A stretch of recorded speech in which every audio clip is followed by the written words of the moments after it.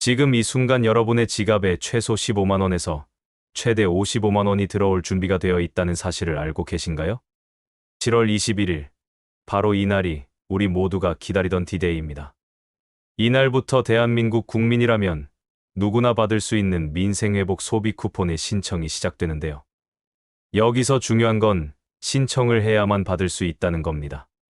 가만히 있으면 아무것도 일어나지 않아요.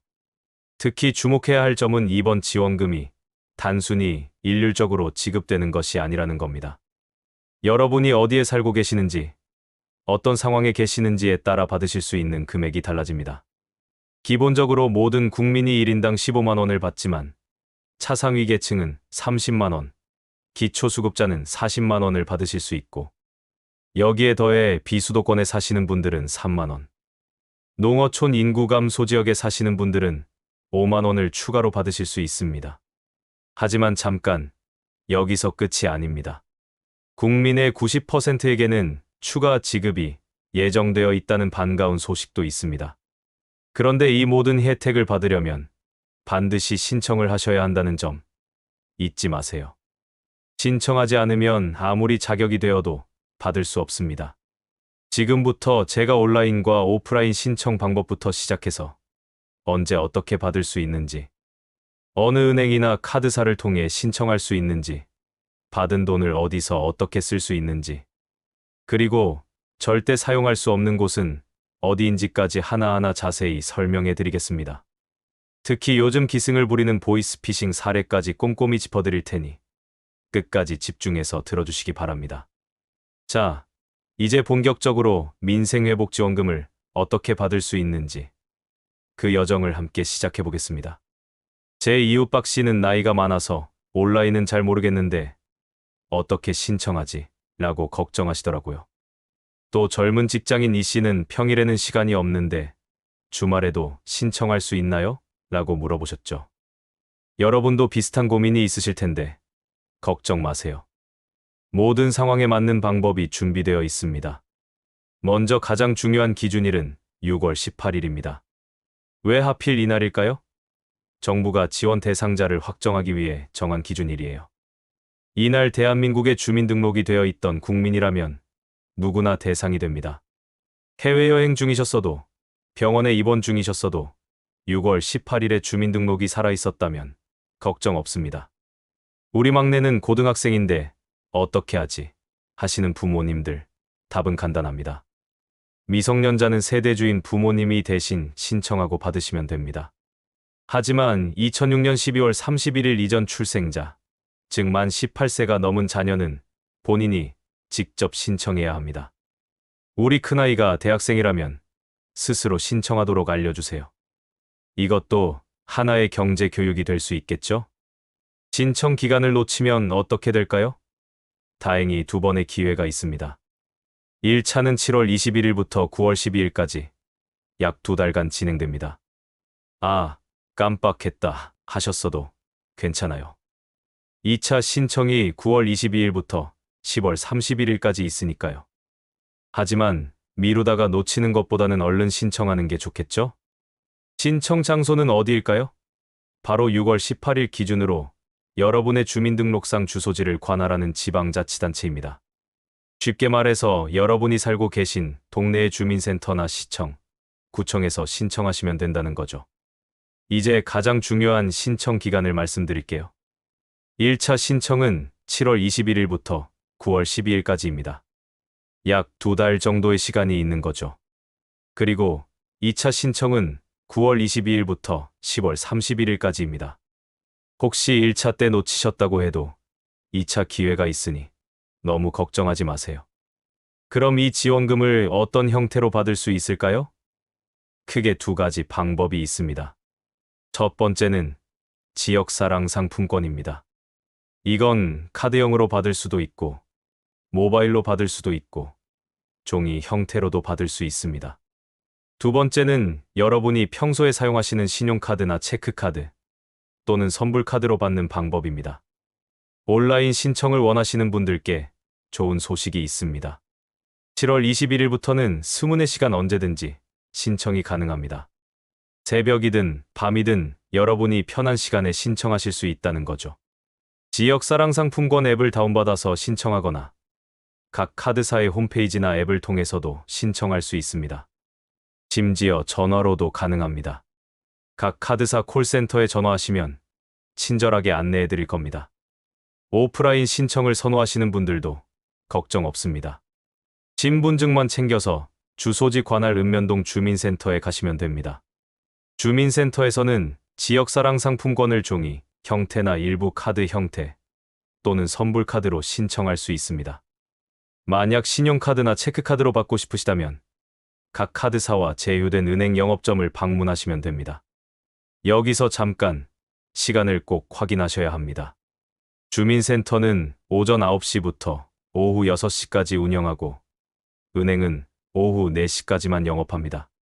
특히 은행은 점심시간도 있으니 가급적 오전이나 오후 2시 이후에 방문하시는 게 좋습니다. 그리고 정말 감동적인 서비스가 하나 더 있습니다. 바로 찾아가는 신청 서비스입니다. 거동이 불편하신 어르신들이나 장애인분들을 위해 직접 집으로 찾아가서 신청을 도와드리는 서비스예요. 이 무더운 여름에 몸이 불편하신데 굳이 주민센터까지 오실 필요가 없다는 거죠. 이런 세심한 배려가 정말 따뜻하게 느껴지지 않나요? 이제 어떤 카드사와 은행에서 신청할 수 있는지 알려드릴게요. 카드사는 국민농협, 롯데, 삼성, 신한, 우리, 하나, 현대, BC카드가 참여합니다. 그리고 요즘 많이 사용하시는 K뱅크, 카카오뱅크, 토스뱅크도 가능하고 카카오페이, 네이버페이 앱을 통해서도 신청할 수 있습니다. 은행은 더 많습니다. 국민, 신한, 농협, 우리, 하나, 기업, SC제일은행, IBK기업은행, 수협, 새마을금고, 우체국까지 가능합니다. 지방은행인 부산, 광주, 전북, 경남, 제주은행도 참여하고 저축은행, 농협, 신협, 축협에서도 신청을 받습니다. 정말 거의 모든 금융기관이 참여한다고 보시면 됩니다. 신용카드나 체크카드로 신청하신 분들께는 특별한 혜택이 있습니다. 신청한 다음 날 바로 지원금이 지급됩니다. 그리고 이 금액은 기존 카드 포인트와는 완전히 별개로 관리되어서 사용 가능한 매장에서 결제할 때 자동으로 지원금이 먼저 사용됩니다. 여러분이 따로 신경 쓸 필요가 없다는 거죠. 그런데 여기서 주의하실 점이 하나 있습니다. 신청 첫 주에는 출생연도 끝자리에 따라 신청할 수 있는 요일이 정해져 있습니다. 이게 왜 필요할까요? 한꺼번에 너무 많은 사람이 몰리면 시스템이 마비될 수 있기 때문입니다. 그래서 분산 신청을 유도하는 거죠.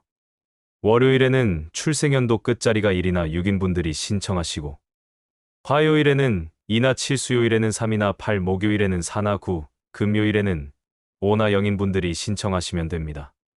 하지만 주말에는 모든 분들이 신청 가능하니 평일에 시간이 없으신 분들은 주말을 이용하시면 됩니다. 또 하나의 편리한 서비스가 있습니다. 바로 국민비서 알림 서비스입니다. 지급 금액이나 신청 기간, 방법 등을 미리 안내받을 수 있는 맞춤형 서비스인데요. 네이버 앱, 카카오톡, 토스를 통해 받아보실 수 있습니다. 깜빡하고 놓칠 수 있는 중요한 정보들을 미리미리 알려주니 정말 유용하겠죠? 이제 정말 궁금하실 사용처에 대해 이야기해 볼까요? 지난주 제가 동네 정육점 사장님을 만났는데 요즘 손님이 뚝 끊겼어요. 이 지원금으로 조금이라도 매출이 늘었으면 좋겠네요 라고 하시더라고요. 네, 맞습니다. 이번 지원금은 바로 이런 동네 가게들을 살리기 위한 정책입니다. 그런데 여기서 첫 번째 시련이 찾아옵니다. 11월 30일까지만 사용 가능하다는 시간의 벽이죠. 왜 이렇게 기한을 정했을까요? 돈이 금고에 잠들어 있으면 경제는 살아나지 않습니다. 빨리 써야 빨리 돌고 빨리 돌아야 우리 이웃 상인들이 숨을 쉴 수 있거든요. 더 큰 도전은 지역 제한입니다. 서울 강남에 사시는 분이 부산 해운대에서는 쓸 수 없어요. 왜일까요? 각 지역의 돈이 그 지역에서 돌아야 전국이 골고루 살아나기 때문입니다.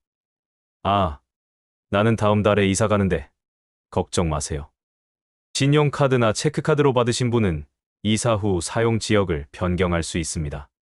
자, 이제 가장 혼란스러운 부분입니다. 어디서는 되고 어디서는 안 되는지 말이죠.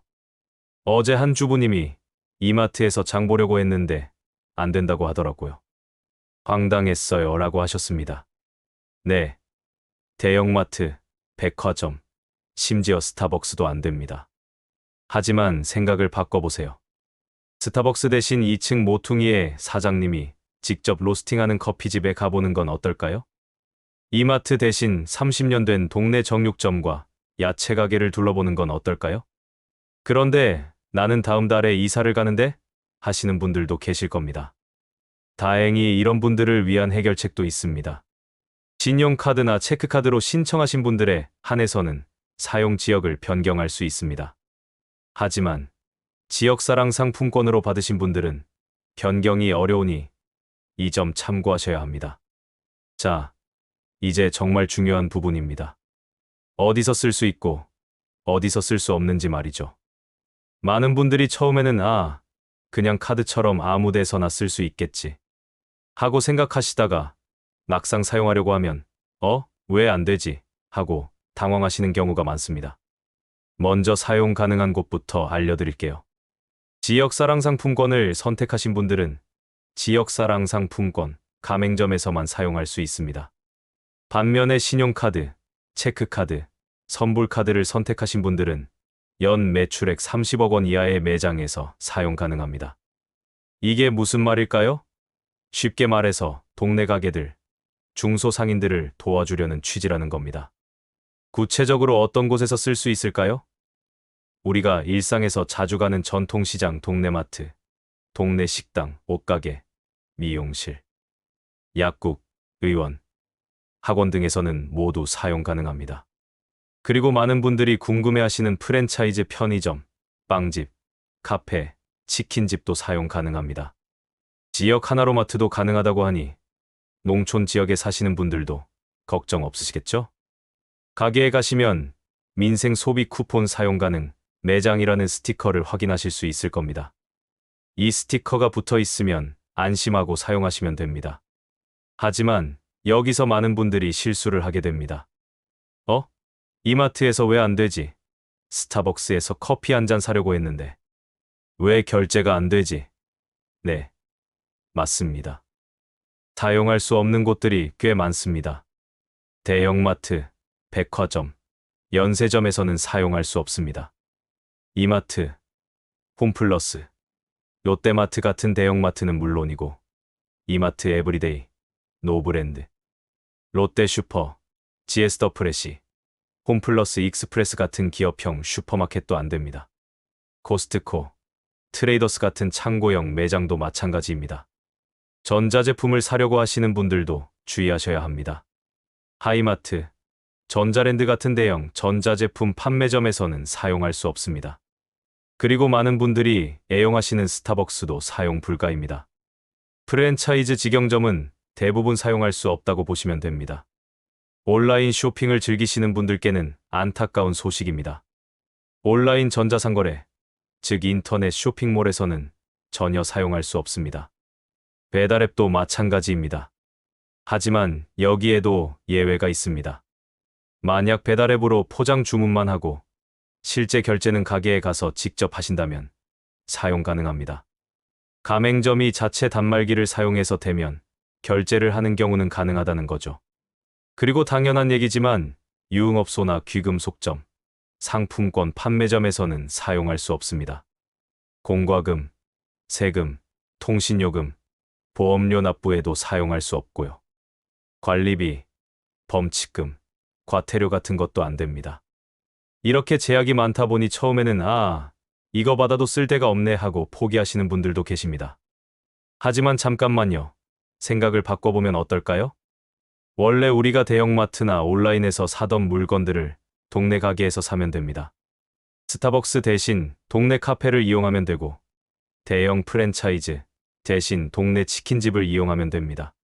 이렇게 하면 우리 동네 상인들도 도와주고 지원금도 알뜰하게 쓸 수 있는 일석이조의 효과를 볼 수 있습니다. 그런데 여기서 또 다른 위험이 도사리고 있습니다. 바로 보이스피싱입니다. 지원금이 나온다는 소식이 퍼지면서 사기꾼들도 활개를 치기 시작했습니다. 민생회복지원금 신청 안내, 추가 지원금 신청하세요 같은 문자를 받으셨다면 일단 의심부터 하셔야 합니다. 정부와 카드사에서는 절대로 링크가 포함된 문자 메시지를 보내지 않습니다. 만약 이런 문자를 받으셨다면 100% 사기입니다. 링크를 클릭하면 개인정보를 빼가거나 소액 결제를 유도하는 가짜 사이트로 연결됩니다. 민생회복지원금 신청을 도와드립니다. 수수료만 내시면 더 많은 금액을 받을 수 있습니다. 같은 전화도 조심하셔야 합니다. 정부 지원금에 수수료 같은 건 없습니다. 이런 전화를 받으시면 바로 끊으시고 경찰에 신고하시기 바랍니다. 자, 이제 정말 중요한 부분을 말씀드려야 할 시간입니다. 앞서 말씀드렸듯이 이번 지원금은 모든 국민에게 동일하게 지급되는 것이 아닙니다.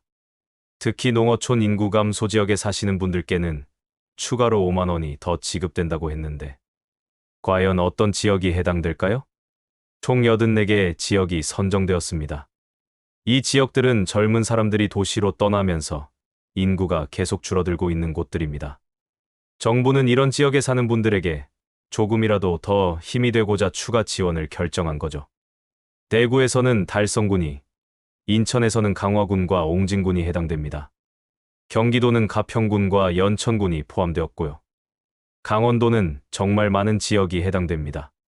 고성, 삼척, 양구, 양양, 영월, 정선, 철원, 태백, 평창, 홍천, 화천, 횡성까지 무려 12개 군이나 됩니다.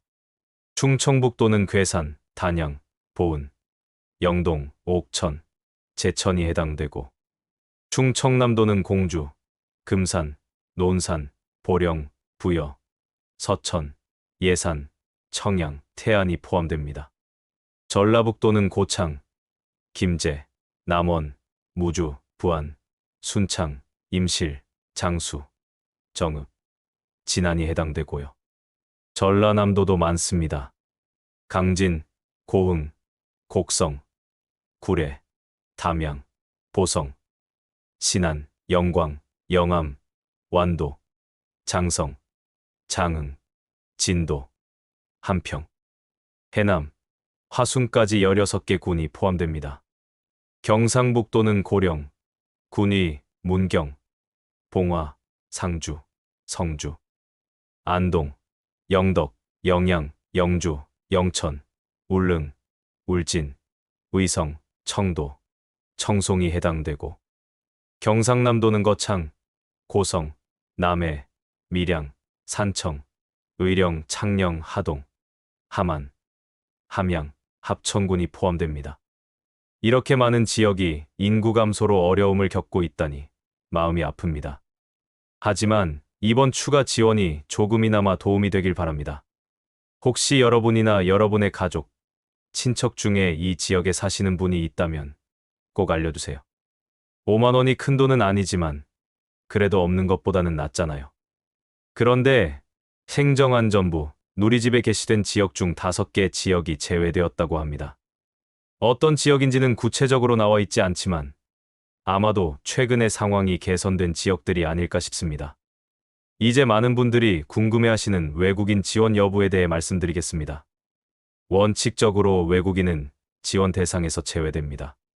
이건 국민을 위한 지원금이니까요. 하지만 모든 외국인이 다 제외되는 건 아닙니다.